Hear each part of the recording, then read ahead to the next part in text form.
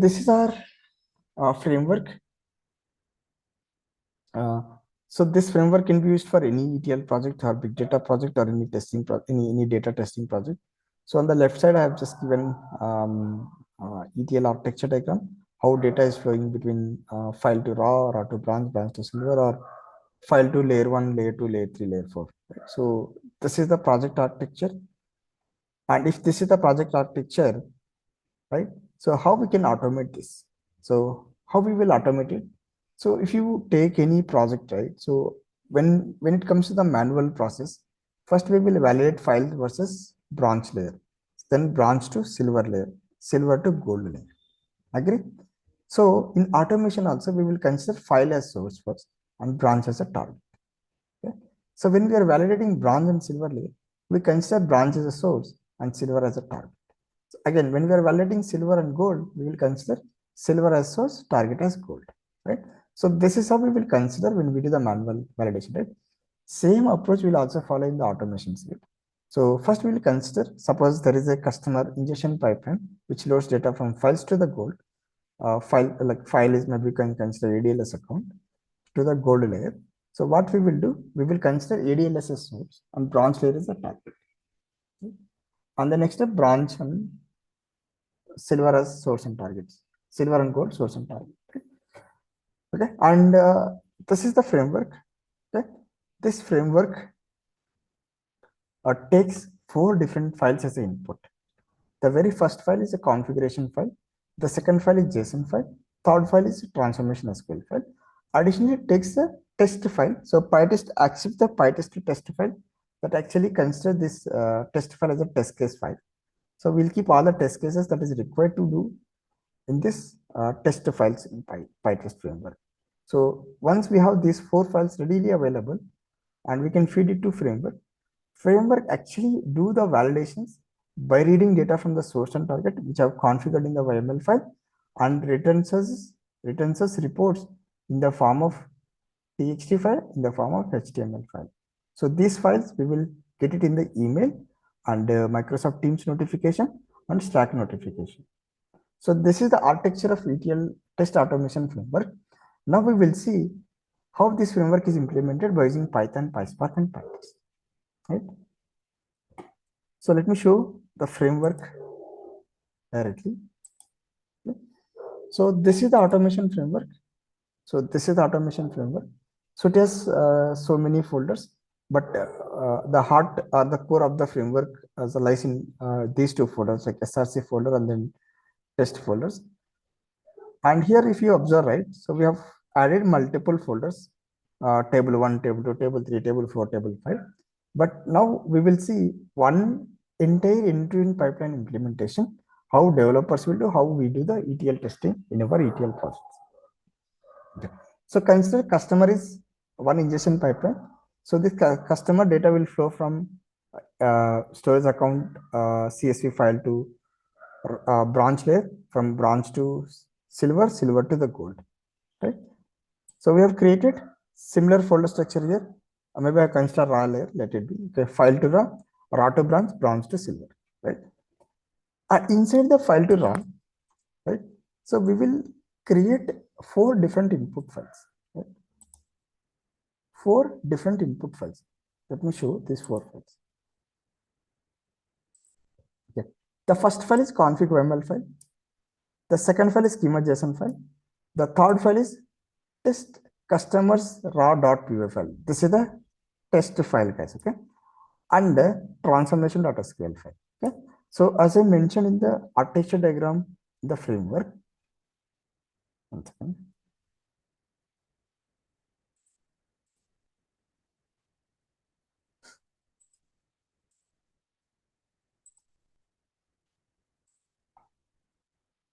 So if you see this architecture, right, this framework architecture will take 4 input files: test files, config YML files, JSON file, and SQL file. Same 4 details you can observe here. Right? Okay. This 4 files: config file, schema.json, test file, and transformation.sql file. Okay. So now let me explain one by one how this framework works. Right. So before jumping into this execution, so we have built a couple of read functions. We have built a couple of data validation functions in our automation framework. So all the functions that does the ETL testing is present in the data validation set. Count check, data compare check, data quality check, duplicate validation, null validation, record only in the source, record only in the target, schema validation, and uniqueness check validation, right? And we have a couple of functions which actually does the read part in the framework. So these are the functions which actually reads data from the database, and this is the function to read data from the different data files like CSV file, JSON file, Parquet file, okay, Avro file, and then TXT file. Okay. Okay, so now switch back to this folder. So once we have these functions readily available, right, like um, automation ETL validation functions and then read functions, and we will keep all the information about file to raw validation inside this folder. And if it is raw to branch, we'll specify inside this folder. This is the similar folder structure here, and the same here also. Like this is SCD type 1 validation, and this is SCD type 2 validation.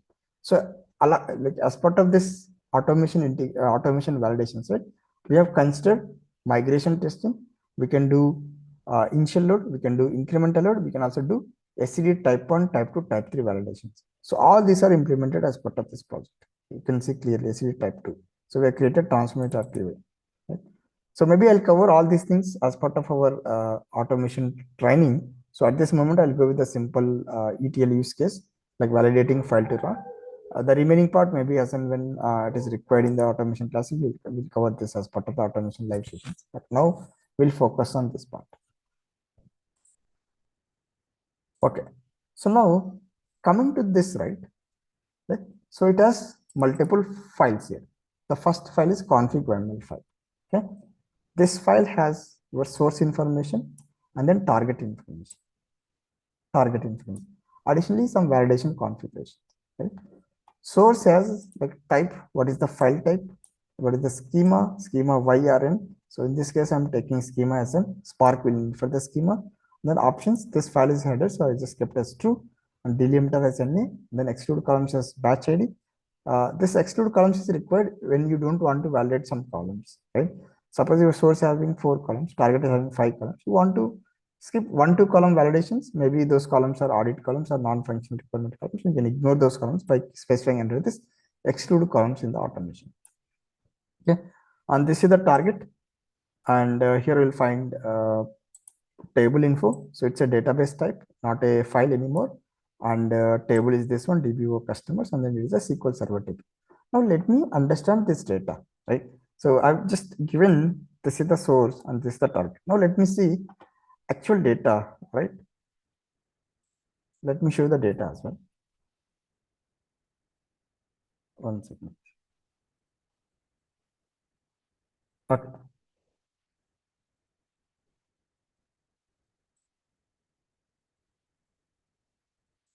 One second. Let me just cross check where is the source. Yeah. So this is the source, right? So it is in the ADLS account. It's not in the local. It is in the ADLS. So this is the Azure portal. So in the Azure portal, you can see one file is present. This is the data. You can see this is the file. And if I open this file, you can view this data also. So there are 4 records: customer ID 101, 102, 103, 104, and it has some 4-5 columns like name, email, phone, and batch ID column. You can see the data here. Okay, and same data has been already loaded to target, that is SQL Server DB. So this is the data. Let me run this query. Okay, it has same 4 records: 101, 102, 103, 104. Right. So all 4 records loaded from source to the target. So this is how data look like in the target. Now, if I run the code, if I run the automation code, it should actually read the data from the source, that is ADLS Gen 2 storage account. It is in the CSV format. It is a CSV format. Also, it should read data from SQL Server DB. So this is the SQL Server DB which is hosted in the cloud. So we are validating. ADLS account data with the storage account, ADLS storage account data with SQL Server DB. Okay? So this is the data. So now, okay. So coming to the framework, so we have added all this information. We also added all this information in here, and then below validation configurations. So the reason these columns are needed, right? When we are performing null value check, we need null value columns information. When we are doing uniqueness check, we need to provide uniqueness check on which column we want to perform uniqueness check. Same way for data comparison. So we have to specify key column. So what is the primary key? So likewise, for all the different validations, we'll provide different configuration information. Okay. So these are different configurations. If you want to understand more about what is num records, what is the need of under the count check, what is the need of key columns, all these things we'll discuss as part of the regular classes. Since it is a demo session, I just thought to give you the hint or maybe the information about what is validations. Okay. But if you want to understand more how these fields are utilized and what is the purpose of it, maybe you need to join my live session. Okay. Okay. So once we have this info, the next part is execution, right? Since it's a Pytest framework, we have to run from the runner file. So there is a runner file, or we can also run from the local machine by running Pytest commands here. So Pytest -v -s. Okay. So let me run this. Once I run, so now you might be having this question, right? Where are the test cases available, right? So as I mentioned, we discussed config.yml file in detail. Now let me show you schema.json file. So this is optional file. If you want to feed a schema while reading data from the source file, that is CSV file, you can feed it here. Right? That's the one thing. This is the second file, and then transformation SQL file. At this moment, our target has the strike load. We don't have any transformation, so we can ignore this file also. It's a dummy file now. So let me remove this complete. We don't need this file. So how I'm saying I'm not using this file in the automation, right? You can observe here. So in the config file we have given here schema is n. That means we are not utilizing the schema JSON file. Also transformation is n. So I'm not using this n. I'm not using this SQL file in the automation. This SQL file in the automation. Okay, that's what I'm saying. Even though I kept it here just for namesake, but I'm not using this transformation.sql file. Okay, and yeah, so this is all about the 4 files that is there in the architecture diagram. So these 4 files are mandatory. Maybe some are optional, as and when you need, you can pass it by keeping these indicators. But at this moment, these 2 are optional. But in case in future, if you want to use schema JSON file as mandatory, you can pass it as Y and then provide proper schema here. Right? And then target also, you can specify if you want to read data from SQL query, you can specify as Y and then SQL. If you want to read data from PySpark code or Python code, you can specify as Y and then Python here. Okay. So now it has executed. It is running. Let it execute. So now, but let me explain what is happening so far. It has, yeah, it started from here, right? It has collected 7 test cases. These 7 test cases are defined inside the test customer raw file. If you observe here, right? So this is the first test case, the second, third, 4, 5, and 6, 7. 7 test cases are there. All 7 test cases are collected. Now it will do the validation of the first test case. First test case is count check. Okay, so count check. Okay. So this is the count check output case.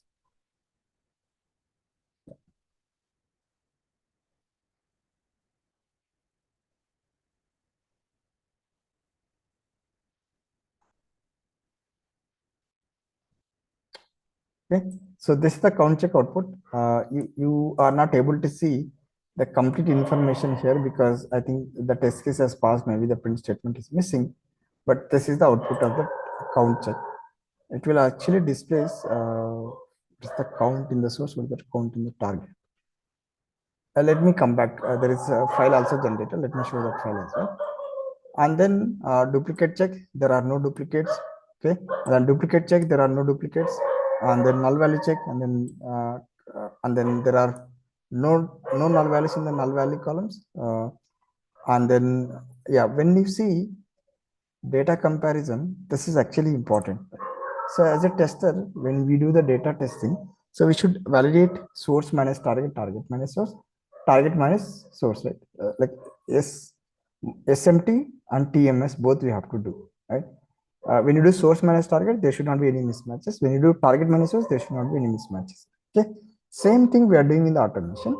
Additionally, as part of data validation, we do source minus target, target minus source, right? When we display like this. So if there is any mismatch, for example, you see customer id 101, in the source the name column is John Smith. John Smith, s is in the uppercase, but in the target is John Smith, s in the lowercase, right?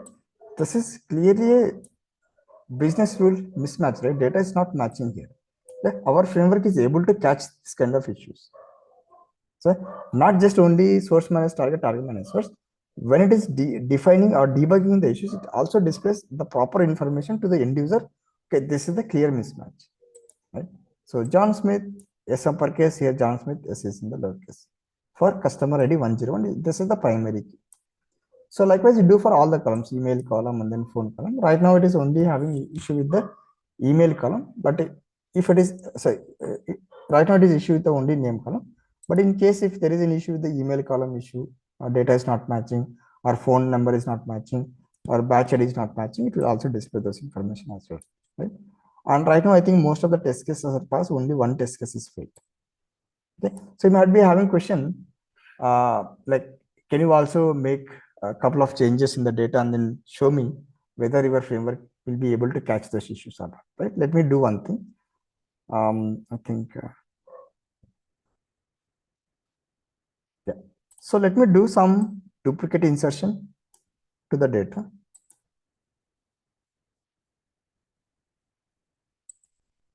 I'll just make it 105, this record, right? And also, here we have already seen John Smith S in the lowercase. Now let me also make this number as 777 and see whether our framework will be able to catch this issue. And for 104, I'll just name it as this is gmail.com. So it was example.com. Now I'll make it gmail.com. So let me drop the table, right? And then create the record, create the table and insert records again.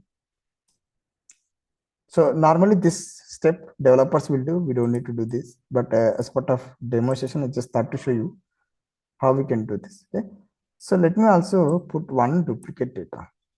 Okay, I'll make it 102 as duplicate, right? Yeah, so now let me run this. Okay, so records are inserted. Now let me just check the data, cross check the data. Okay, so all these records are inserted properly. Now let me show you directly from the Azure portal also. Okay, so in the source we are not changing anything, source is as is, but in the target, if I run the customers table again, you will see 6 records now. 101, 102 two times, right? 103, 104 and 105. So 105 is not present in the target, not present in the source, but in the target there is 105 records. So we will see whether this record will, our framework will catch this issue or not. And there are duplicate also 102, 102. So we'll see whether our framework will identify that issue or not. And we made change in the phone number. So it was 555. Now we made it for 103 customer, it is 777. And for one customer 104, we made Gmail as @gmail.com. Right? It was earlier example.com. Now we made it as gmail.com. So if I run the framework now, it should be able to catch all the issues, right? So duplicate issue, uniqueness issue, and this Gmail issue, the email issue, and the name issue, as well as phone number issue. Let's see and see whether our framework will catch these issues or not.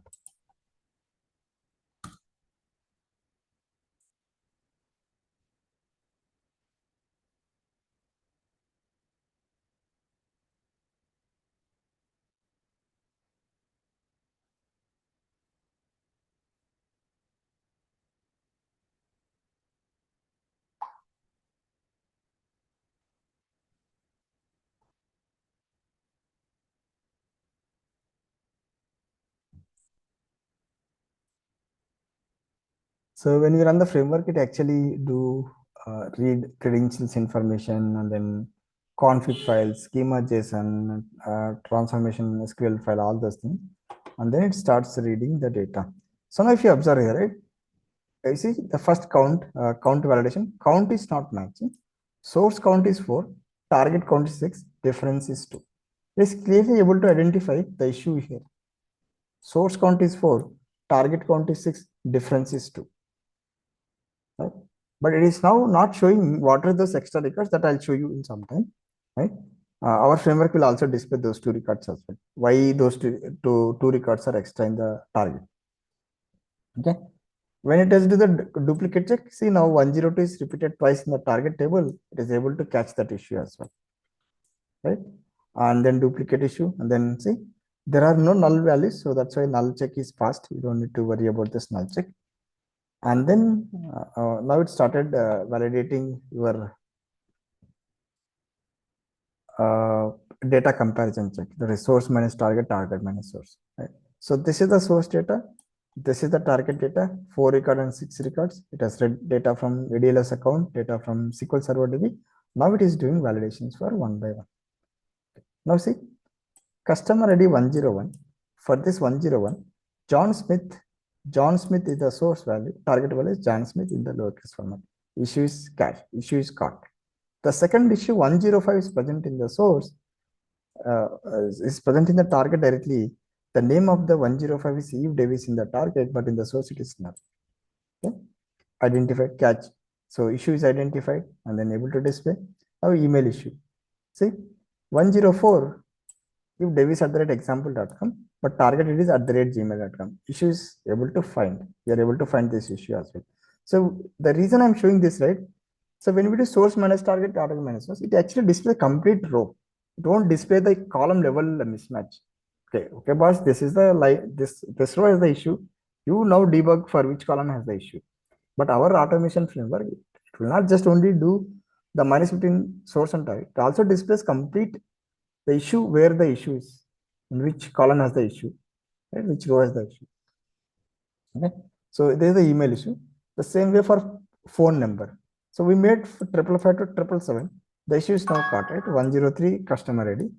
So 555, 777 issue is identified, and then it is displayed. Comparison is false, right? So likewise, it will display for all the columns. If there are any issues, it will display like this with the customer, with the primary key. What is the source of that specific column? What is the target of the specific column? And then failure info here. So batch ID, there are no issue. In the batch ID also, customer ID 105 is present in the target, not in the source. Issue is caught here also, right? So likewise, it will do, and then displays final summary, how many pass, how many fail. 2 passed, 1 I think null value check, other thing record only in the source. Okay. So even if you want to observe, so this is on the console. So we also generate 2 reports. One is HTML report, other one is TXT report. So I think this is the one it just got generated. This yeah. Let me open this. Yeah. See, count is failed. Source 4, target 6, and those extra records are this. You see, records only in the target. These records are only in the target, not in the source. 102, 105. 102, the reason we are able to fetch because 102 is twice in the target, but in the source it is only one time. So that's why 102. 105 directly not in the source, directly present in the target. That's why it is able to fetch that info as well. Record only in the source, records present in the source, all are present in the target. That's why you see test case as passing. On duplicate check, so there are duplicates able to fetch that info also. See, 102 is twice, right? It is able to display that 102. So not just only in the console, we have built custom functions which actually creates custom report in the form of TXT, right? So this info you can pass it to the developers, or you can attach this report in the bug. You don't need to do any manual thing. You can directly attach this TXT file in the report or the bug. The null values, there are null values, it displays null values info. There are no duplicates, displayed all pass, and record only the source is pass, and then data compare. So data compare. So when you do the data compare, it actually do source and target, right? For we have seen already source target mismatches, right? Phone number issue and then name issue and then email issue. So the same info is displayed here. Okay? So this is how framework will get executed. So now once we are done with the raw file to raw, if you want to do bronze to silver, right? So similar thing you need to do. So you need to create config file. So you need to specify what is the raw, what is the branch, and then run it. But table should be there in the database. So once you have table available, you can straightforward, you can run this automation scripts. Okay. And then same way for SCD type 1, type 2, you can also do type 1, type 2 incremental validation as well with the automation framework that we have built. Okay. So this is all about ETL automation framework. Uh, this framework mainly use Python, PySpark, Python as a regular Python programming language, PySpark to read data in the form of data frames and parallel processing, and Pytest to maintain the test cases in the form of Pytest methodology or Pytest framework. Okay. And we also built CI/CD as part of this automation framework.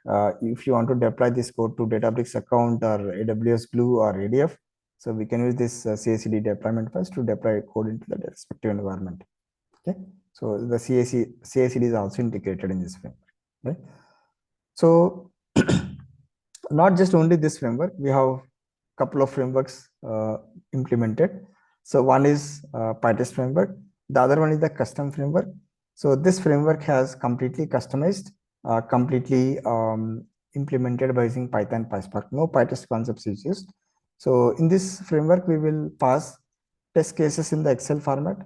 Let me show you this framework also.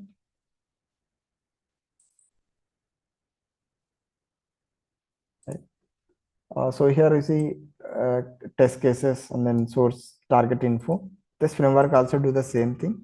Here, this framework will handle CSV, JSON, Parquet, table, Redshift DB, Snowflake DB, ADLS, and S3 storage space.